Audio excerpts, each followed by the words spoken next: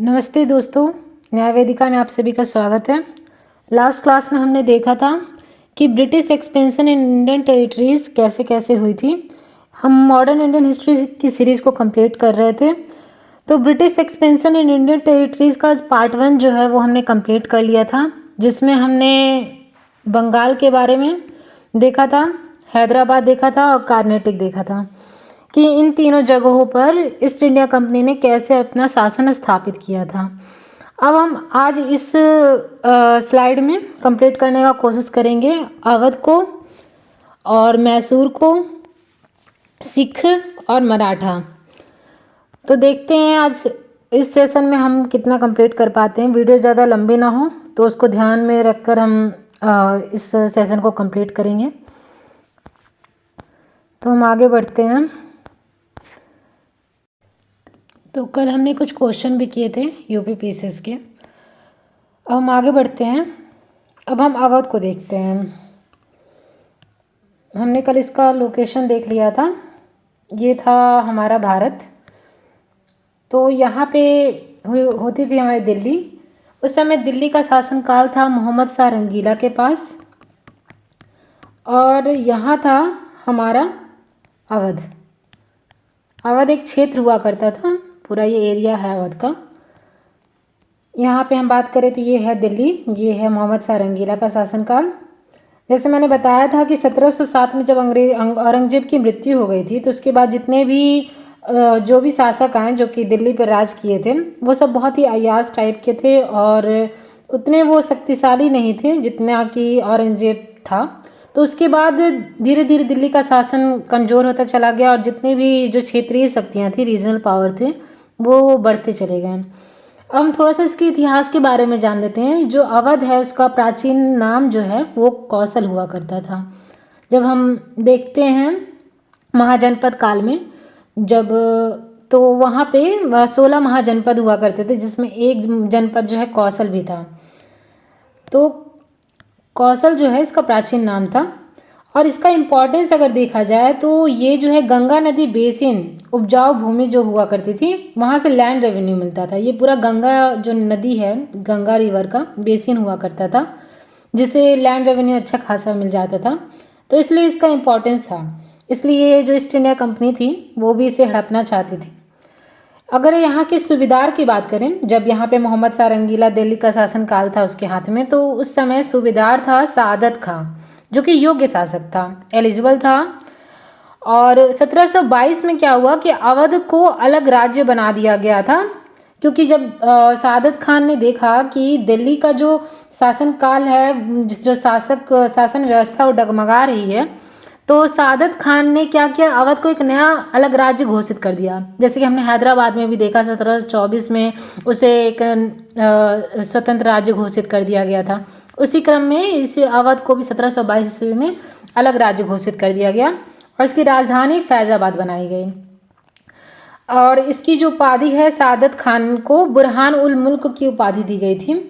मैं आपको इतने डिटेल्स में इसलिए पढ़ा रही हूँ ताकि यूपी पीसीएस लेवल का आपका तैयार हो जाए, ताकि आगे आप जो भी एग्ज़ाम दें, चाहे वो यूपी जुडिशरी हो चाहे यूपी एपी हो, तो आपको कभी जीके के सेक्शन में कभी कुछ जो है दिक्कत का सामना ना करना पड़े।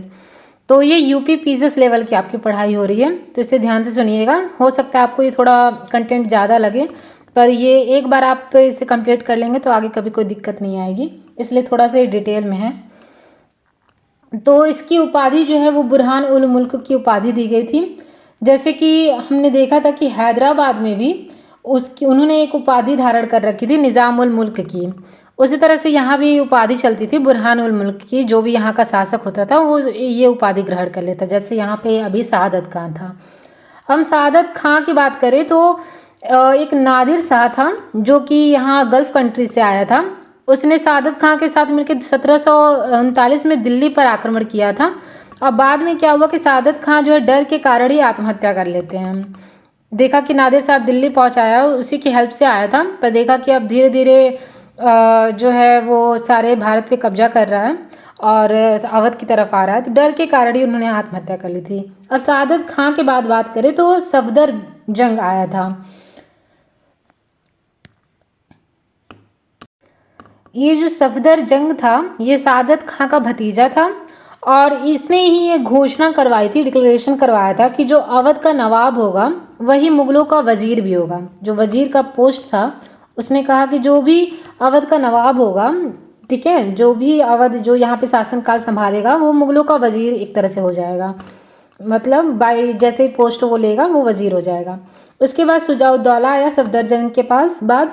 इसी के टाइम में हम देखे थे कि बक्सर का युद्ध हुआ था और अवध के साइड से सुजाउद्दौला लड़ा था और इसी पे ही जुर्माना फाइन लगाया गया था 50 लाख रुपए का। और इलाहाबाद और कड़ा के क्षेत्र का रेवेन्यू जो है वो डायरेक्ट मुगलों को देने की बात की गई थी। और उसके बाद मुगल सम्राट शाह आलम द्वितीय को आश्रय देने का भी काम जो है वो सुजाउद्दौला ने ही किया था। उसके बाद आता है आसफउद्दौला। ये आसफउद्दौला है। राजधानी इसने अपनी लखनऊ बना ली थी। ये ध्यान रखिएगा कि लखनऊ अवध की राजधानी अभी तक फैजाबाद चली आ रही थी, तो अब इसने अपनी राजधानी जो है अवध की लखनऊ बना दी थी। अब अगर हम बात करें कि रूमी गेट और बड़ा इमामबाड़ा जो है वो किसने बनवाया था, तो ये भी आसफउद्दौला ने बनाया था जो कि लखनऊ में है। इसने ही रूमी गेट और बड़ा इमामबाड़ा बनवाया था। 1801 में क्या हुआ कि अवध को उसमें सहायक संधि की गई। जैसे कि हैदराबाद में एक सब्सिडरी अलायंस हुआ था वेलेजरी के साथ, उसी तरह से ईस्ट इंडिया कंपनी हर जगह अब सहायक संधि करने लगी थी, सब्सिडरी अलायंस करने लगी थी, जिसका जो है गवर्नर जनरल जो है उस समय लॉर्ड डलहौजी था। इसके साथ ही सब्सिडरी अलायंस किया गया था। तो इसने जो है बाद में जो डॉक्ट्रिन ऑफ लैप्स जारी किया था और जिसके अगेंस्ट में ही 1857 की जो रिवॉल्ट हुआ था वो इसी के विरोध में किया गया था। अब अगर हम बात करें अंतिम नवाब की, अवध में अंतिम नवाब था वाजिद अली शाह। इसी के टाइम में आउटरम रिपोर्ट जारी किया गया था। आउटरम रिपोर्ट इसको बोलते हैं, आउटरम रिपोर्ट। इसमें क्या हुआ था कि जैसे कि जो अंग्रेज थे, ब्रिटिशर्स थे, उनकी एक नीति थी कि कुछ ना कुछ वो लोग कमी निकालते थे सारे क्षेत्रों में और उस आधार पे वो कहते थे कि यहाँ पे ये लोग शासन करने लायक है नहीं, तो ईस्ट इंडिया कंपनी को अब कमान संभाल लेनी चाहिए इन सारे क्षेत्रों की। तो यहाँ पे एक आधार दिया गया कि यहाँ पे गवर्नेंस सही तरीके से नहीं होता है। आउटरम रिपोर्ट में उन्होंने बताया कि कुशासन है यहाँ पे, तो अवध का जो है विलय कर लिया गया था ईस्ट इंडिया कंपनी में।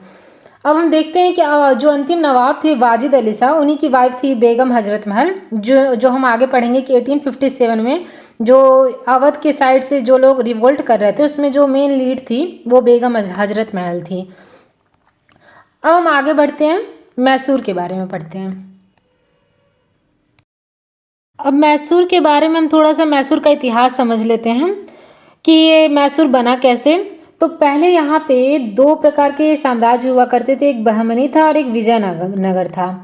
तो बहमनी और विजयनगर साम्राज्य में जो बहुत ज़्यादा संघर्ष चलता रहता था।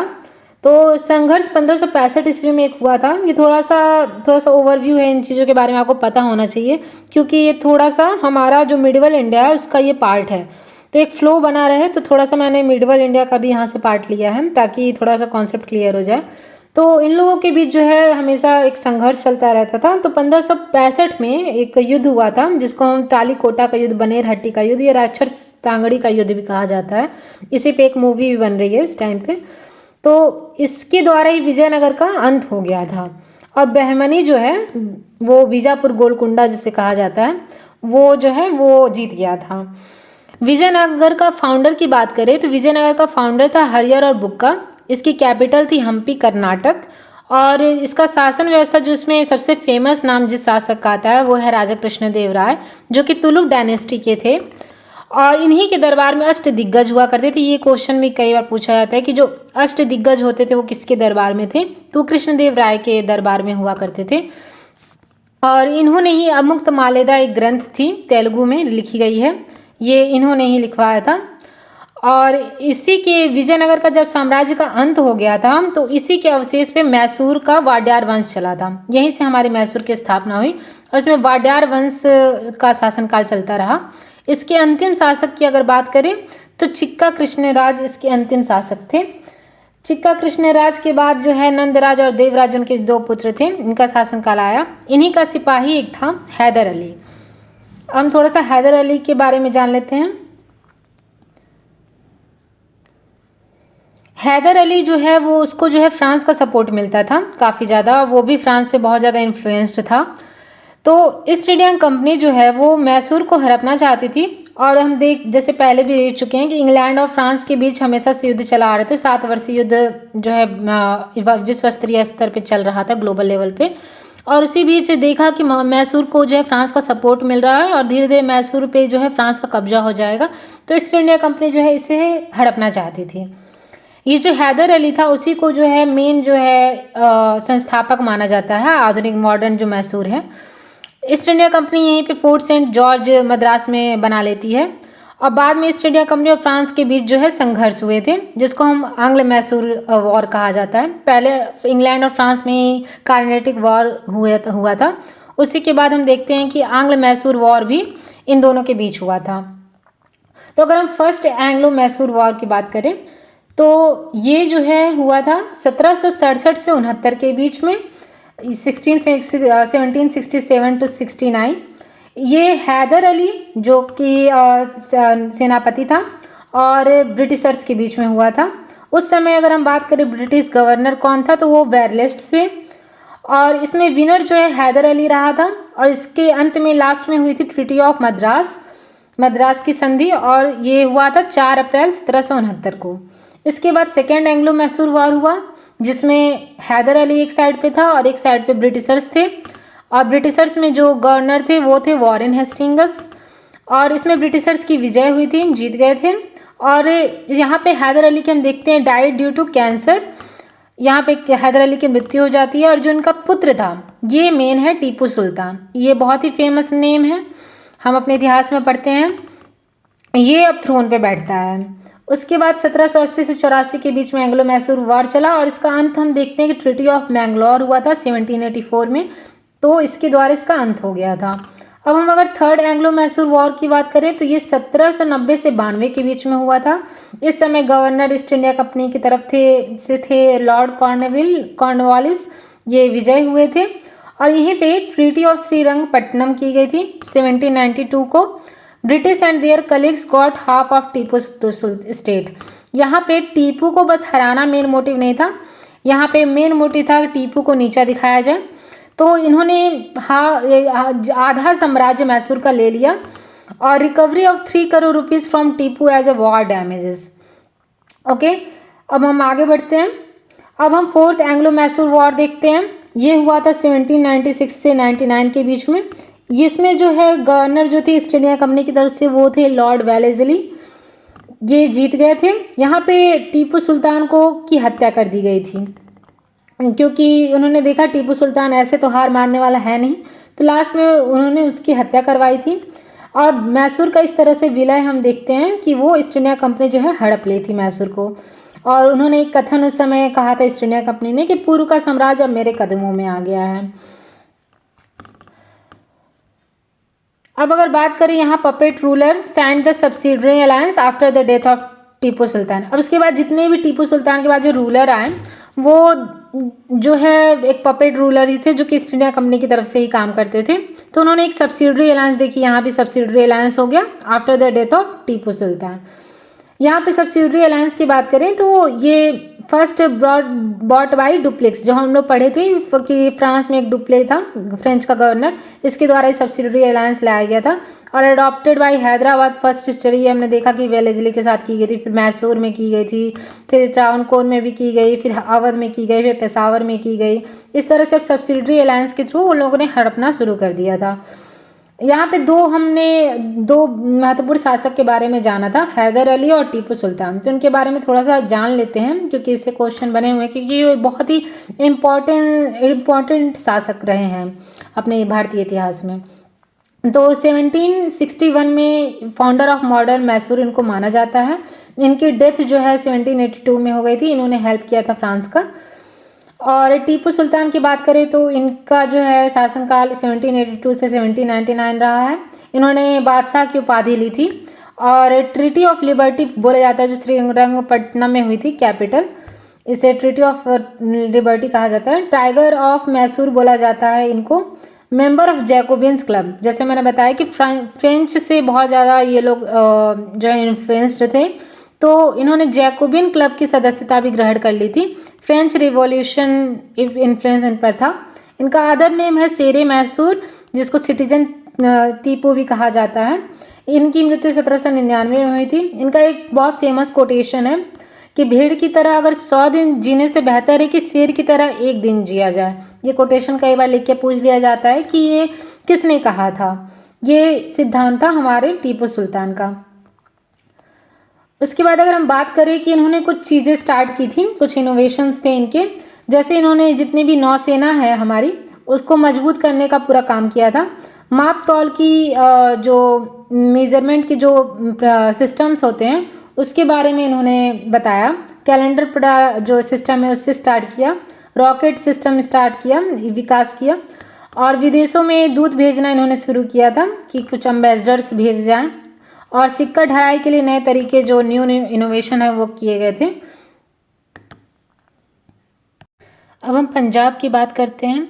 पंजाब को सिख धर्म का मूल स्थान माना जाता है। अब इसका यहाँ पे इनके स्वतंत्र राज्य होने का क्या कारण था, क्यों इन्होंने खुद को फ्री घोषित कर दिया था, फ्री डिक्लेयर कर दिया था, और ये इम्पोर्टेंस क्यों रखता था ईस्ट इंडिया कंपनी के लिए, इसके बारे में हम समझेंगे। सबसे पहले इसका थोड़ा सा इतिहास देख लेते हैं कि भारत में यहाँ पे पूरा क्षेत्र जो है पंजाब आता था। पंजाब में पहले पाकिस्तान के भी कुछ इलाके थे, जिसमें लाहौर, पेशावर, मुल्तान, कश्मीर, ये सब पंजाब में ही आता था, पंजाब रेंज में ही आता था। तो इसके स्वतंत्र राज्य होने के कारण थे कि इनका जोग्राफिकल पोजीशन, अगर हम स्टार्टिंग से देखें तो अरबों का जितना भी आक्रमण होता था वो सब पंजाब के रास्ते से ही होता था। इसे एक एंट्री गेट भी कहा जाता था भारत जाने का। तो इसलिए यहाँ की सेना को हमेशा से मजबूत रखने की कोशिश की गई थी। तो इसलिए भी इसका जो है एक था भारत के लिए इम्पोर्टेंस, और इसलिए भी इन्हें फ्री होना जरूरी था कि दिल्ली का अगर शासनकाल चलता रहा तो हम अपने हिसाब से यहाँ पे रूल नहीं कर पाएंगे। यहाँ पे लोगों को जो है अपने हिसाब से अगर सेना को चलाना है तो यहाँ पे अपना शासनकाल होना चाहिए। और दूसरा था कि मुगलों का कमज़ोर होना। धीरे धीरे मैंने बताया कि दिल्ली में शासनकाल कमज़ोर होने लगा था, तो अब जरूरी था कि पंजाब को भी फ्री घोषित कर दिया जाए। उसके बाद ही मैंने बताया कि एंट्री गेट, और इसके बाद जो 5 जो नदियाँ हैं अगर हम बात करें तो यहाँ पे पंजाब का नाम ही 5 नदियों के दोआब से पड़ा है। तो यहाँ पे 5 नदियाँ होती हैं। एक है हमारी सिंधु नदी, फिर उसके बाद है ये हमारा चेनाब, यहाँ पे चेनाब जाता है, ये है सिंधु, और ये है हमारा झेलम, झेलम नदी, और यहाँ पे होता है रावी, और ये है हमारा सतलज, जिसे हम सतलुज कहते हैं, और ये है व्यास। तो ये 5 नदियों का दोआब जो है वो पंजाब के इलाके में पड़ता था, अभी भी है। तो ये इसलिए इसे पंजाब के नाम से जाना जाता है। तो इनसे जो है एक उपजाऊ भूमि, फर्टाइल लैंड बनता था, और इसी की वजह से यहाँ पे लैंड रेवेन्यू अच्छा खासा कलेक्ट हो जाता था। ये सब देखते हुए हम देख सकते हैं पंजाब का इम्पोर्टेंस था, और ईस्ट इंडिया कंपनी भी इसलिए पंजाब को हड़पना चाहती थी। पर इतना आसान नहीं था इसे लेना, क्योंकि यहाँ पे शासनकाल था महाराजा रणजीत सिंह का। महाराजा रणजीत सिंह एक बहुत ही अच्छे लीडर माने जाते हैं, नोन एज शेरे पंजाब, इन्हें शेरे पंजाब के नाम से जाना जाता है। और उन्होंने मिस्ल, जो एक शुकर चकिया एक सिस्टम चलता था, इन्हें मिस्ल के नाम से ये लोग लैंड रेवेन्यू कलेक्ट करते थे। इन्होंने ट्रीटी ऑफ अमृतसर की थी 1809 ईस्वी में अंग्रेजों के साथ, जिसमें कहा गया था कि एक सतलज रिवर यहाँ से जाती है, जिसको बाउंड्री माना जाएगा कि ईस्ट इंडिया कंपनी ना इस साइड आ पाएगी और ना रणजीत सिंह की सेना कभी इस साइड जाएगी। उस समय गवर्नर जनरल थे मिंटो, जिन्होंने ये ट्रीटी ऑफ अमृतसर किया था, और इसके रिप्रेजेंटेटिव थे मेटकाफ। इसे ही प्रेस का जो है मुक्तिदाता कहा जाता है, मेटकाफ को। और इन्होंने restrict Ranjit Singh from crossing east of Sutlej. तो मैंने बताया कि इसमें क्या इसका ट्रीटी ऑफ अमृतसर का क्या कंडीशन था, तो ये था। अब हम इम्पॉर्टेंट वॉर्स की बात कर लें कि पंजाब के बीच और ईस्ट इंडिया कंपनी के बीच कौन कौन से इंपॉर्टेंट वॉर्स हुए। तो 2 एंग्लो सिख वॉर हुए थे। पहला 1845 से 46 के बीच हुआ, जिसे हम बैटल ऑफ अलीवाल के नाम से भी जानते हैं। इसमें ट्रीटी ऑफ लाहौर किया गया था 9 मार्च 1846 के बीच। इसमें 6 डिफीट हुए थे। इसमें ईस्ट इंडिया कंपनी की तरफ से थे हॉर्डिंग, और सिख की तरफ से दिलीप सिंह थे। यहाँ पे भी जैसे हमने कई बार देखा कि कोई ना कोई विश्वासघात करता था। भारत में।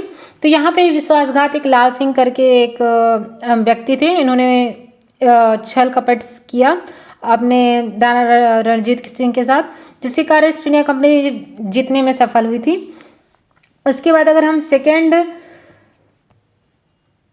सप्लीमेंट्री ट्रीटी ऑफ भैरोवाल, यहाँ पे जैसे एक ट्रीटी तो हमने देखा कि ट्रीटी ऑफ लाहौर हो गई थी और दूसरी ट्रीटी है भैरोवाल, ये भी एक सप्लीमेंट्री ट्रीटी थी। अब हम सेकेंड एंग्लो सिख वॉर की बात करें तो 1848 से 49 के बीच हुआ था। इस समय गवर्नर जनरल ऑफ इंडिया था डलहौजी। दिलीप सिंह वॉज इम्प्रिजन्ड और सेंट टू इंग्लैंड। तो हम यहाँ देखते हैं कि दिलीप सिंह को इम्प्रिजन कर लिया गया और इन्हें इंग्लैंड भेज दिया गया था। और कोहिनूर डायमंड जो है वो भी दिलीप सिंह के साथ ही इंग्लैंड में भेज दिया गया था। ये कोहिनूर की भी एक अपनी कहानी है, कभी अगर समय मिलेगा तो मैं आपसे डिस्कस कर दूंगी कोहिनूर कहाँ से आया और कहाँ पे कैसे कैसे ये महारानी एलिजाबेथ विक्टोरिया के ये जो है मुकुट में गया, तो इसकी भी एक लंबी स्टोरी है। और 3 की बैटल्स जो है, बैटल ऑफ रामनगर, इसी में एंग्लो सिख वॉर में 3 बैटल हुए, battle of Ramnagar, battle of Chillianwala और गुजरात। और मार्च 1849 में British annexation of entire Punjab. इस तरह से हम देखते हैं कि ब्रिटिश जो है एनेक्शन हो गया टोटल पूरे पंजाब में। उसके बाद हम एंग्लो अफगान वॉर्स की बात करें, ये इतना इंपॉर्टेंट नहीं है, वैसे स्लाइड में मैंने दे दिया है। और एंग्लो बर्मीज वॉर ये भी है, इसमें भी कुछ ट्रीटीज हुई थी, इस तरह से उन्होंने बर्मा पे भी कब्जा कर लिया था और एंग्लो अफगान वॉर्स भी हुए थे।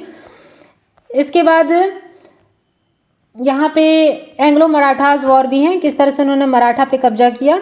यहाँ पे जो की पॉइंट है मैंने आपको दे दिया है कि फर्स्ट एंग्लो मराठा वॉर किसके किसके बीच हुआ, कौन सी ट्रीटी हुई और किसके किसके बीच हुई, सेकेंड में कब से कब तक चला, कौन से गवर्नर जनरल थे उस टाइम पे, कौन कौन सी ट्रीटी हुई, थर्ड में क्या क्या हुआ, क्योंकि यही सारे पॉइंट्स हमारे लिए इंपॉर्टेंट हैं। वैसे अगर मराठा के इतिहास की बात करें तो काफ़ी ज़्यादा लंबा हो जाता है, पर हमारे अगर एग्जाम पॉइंट ऑफ व्यू से बात करें तो जो भी इंपॉर्टेंट ट्रीटीज़ और सारे इंपॉर्टेंट पॉइंट्स हैं मैंने यहाँ पे मेंशन कर दिए हैं, आप इसे देख लीजिएगा।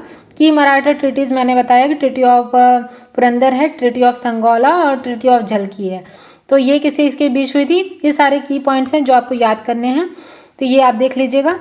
अब हम प्रीवियस ईयर क्वेश्चन कुछ देख लेते हैं जो कि यूपी पीसीएस में पूछे गए हैं, जो कि आगे यूपी एपीओ में चाहे यूपी जुडिशरी में पूछे जा सकते हैं, तो हम उसे देखते हैं। आप सभी इस एंग्लो मराठाज वॉर्स जो हैं और मराठा का जो इतिहास रहा है उसके बारे में आप परेशान मत होना, क्योंकि मैं आपको इसे पढ़ा दूंगी जब अपना मिडवल इंडिया का पार्ट चलेगा, लास्ट में उसमें मराठा के बारे में डिटेल में पढ़ा जाता है, तो वहाँ पे मैं आपको डिटेल में इसके बारे में समझा दूंगी। पर जो मॉडर्न इंडिया का जो पार्ट है उसमें जितना कवर करना है वो इंपॉर्टेंट डेट्स वगैरह ही हैं जो पूछे जाते हैं, और वो भी बहुत कम पूछे गए हैं, तो ये सारा आप देख लीजिएगा। टेलीग्राम पे आपको ये स्लाइड मिल जाएगी, तो वहाँ से आप देख लेना। अब हम बात करते हैं जितने भी क्वेश्चन यूपी पीसीएस में पूछे गए हैं वो देख लेते हैं। यहाँ पे पहला क्वेश्चन है कि the kingdom of Ranjit Singh included, जैसे मैंने आपको बताया था कि जो रणजीत सिंह का किंगडम था उसमें लाहौर था, पेशावर था, मुल्तान था, कश्मीर था, तो उसी में से एक पूछ लिया है। तो हम जैसे थोड़ा बहुत जान रहे हैं कि कश्मीर था तो श्रीनगर आ जाएगा, तो इसका आंसर हो जाएगा श्रीनगर। अब to which misl did Ranjit Singh belong, मैंने आपको बताया कि मिसल सिस्टम हुआ करता था और जो रणजीत सिंह थे वो सुकर चकिया मिसल से बिलोंग करते थे। Capital of kingdom of Maharaja Ranjit Singh was, तो इनका कैपिटल मैंने आपको बताया नहीं है पर इसे ध्यान रखिएगा कि इनका कैपिटल लाहौर हुआ करता था। और अगर हम who was the last king of Sikh emperor, तो लास्ट किंग था मैंने आपको बताया कि दिलीप सिंह थे, मैंने स्पेलिंग थोड़ा दूसरा लिखा है, इसमें दूसरा स्पेलिंग लिख के पूछा है क्वेश्चन में, तो इन्हें ही इंग्लैंड में लास्ट में भेज दिया गया था कोहिनूर के साथ। अब दूसरा क्वेश्चन है who emerged victorious in the first Anglo Mysore war, तो ये हैदर अली हमने पढ़ा है कि जो फर्स्ट एंग्लो मैसूर वॉर था उसमें इमर्ज्ड विक्टोरियस था हैदर अली। उसके बाद करेक्टली मैच्ड, कौन सा करेक्टली मैच्ड है इसमें से, first Anglo Mysore war Hyder Ali was defeated, नहीं। Second Anglo Mysore war Hyder Ali defeated the British, नहीं। Third Anglo Mysore war Tipu Sultan won the battle and did not cede his territory to British, नहीं। Fourth Anglo Mysore war Tipu was defeated and was killed in the thick of battle, ये सही है, D option इसमें सही है। ये UP PCS में, UP judiciary में, या फिर यूपी के जितने भी अगर मैंने क्वेश्चन पेपर को एनालाइज किया उसमें ज़्यादातर ये जो मैच द फॉलोइंग का क्वेश्चन होता है और स्टेटमेंट बेस्ड जो क्वेश्चन होता है उस तरह के काफ़ी क्वेश्चन पूछे जाते हैं, तो इन्हें आप ध्यान से कीजिएगा। वो ऐसे डेट्स दे देते हैं और डेट्स में जो है वो उसको सही क्रम में करना रहता है। तो ये भी एक उसी तरह का क्वेश्चन है कि treaty of Allahabad, treaty of Mangalore, treaty of Salbai, treaty of Madras, तो ये डेट दे दिया गया है कि कब कब ये सारी ट्रीटीज़ हुई थी, तो ये मैच करना है। तो हम देखते हैं कि ट्रीटी ऑफ जो इलाहाबाद हुई थी वो हमारा 1765 में हुआ था, ये हो जाएगा 1765। उसके बाद है ट्रीटी ऑफ मैंगलोर, तो ये हो जाएगा बी का 1784 में हुआ था। और उसके बाद है ट्रीटी ऑफ सालबाई, ये था हमारा 1782 में। और ट्रीटी ऑफ मद्रास ये है 1769 में। तो ये हमारा ऑप्शन हो जाएगा सी। इस तरह से हमने मॉडर्न इंडिया का जो British expansion in Indian territories था ये हमने ख़त्म कर लिया है। अगले सीरीज़ में हम द रिवोल्ट ऑफ 1857 के बारे में जानेंगे। उम्मीद करती हूँ कि आपको ये सेशन पसंद आया होगा। आपको अगर ये सेशन पसंद आया हो तो इसे ज़्यादा से ज़्यादा लाइक कीजिए, शेयर कीजिए, सब्सक्राइब कीजिए। आपके सपोर्ट की हमें ज़रूरत है, तभी हम आगे ऐसी यही सीरीज़ कंटिन्यू कर पाएंगे। Thank you so much.